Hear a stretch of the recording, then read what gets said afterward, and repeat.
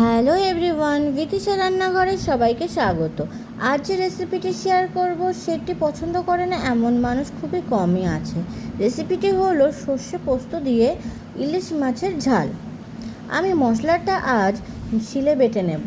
তার জন্য আমি সাদা সর্ষে, পোস্ত ও কয়েকটা কাঁচা লঙ্কা নেব।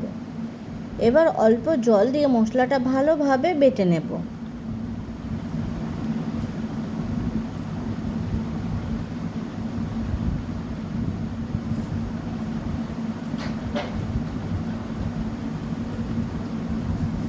মশলাটা বাটা হয়ে গেছে। এবার একটি পাত্রে তুলে নেব। এবার কেটে ধুয়ে রাখা মাছের পরিমাণ মতো লবণ হলুদ ভালো করে মাখিয়ে নেব।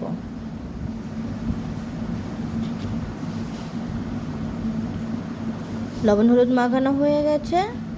কড়াইতে পরিমাণ মতো সরষের তেল গরম করতে দেব। তেল গরম হলে লবণ হলুদ মাখানো ইলিশ মাছ এক এক করে দিয়ে দেব।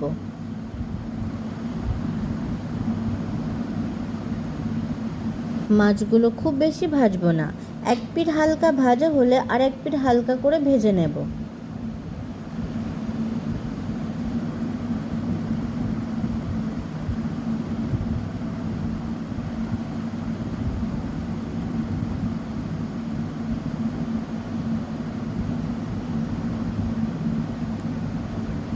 দু পিঠ ভাজা হলে মাছগুলো এক এক করে তুলে নেব।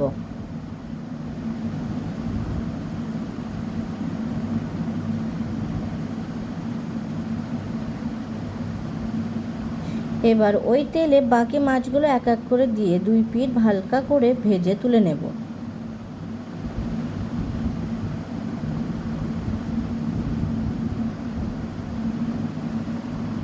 এবার কড়াইতে মাছ ভাজা তেলে দিয়ে দেব কালো জিরা ও কাঁচা লঙ্কা ফোড়ন।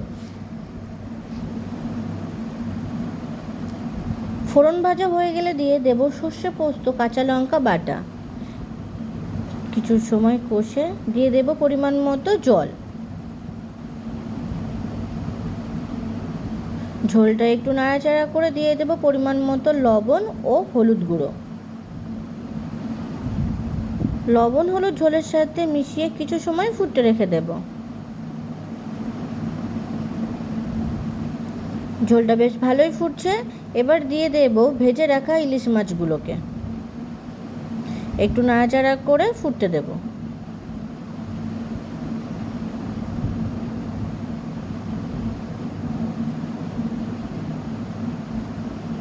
কিছু সময় পর দিয়ে দেব কাঁচা সর্ষের তেল। তৈরি হয়ে গেছে আমাদের সর্ষে পোস্ত দিয়ে ইলিশ মাছের ঝাল।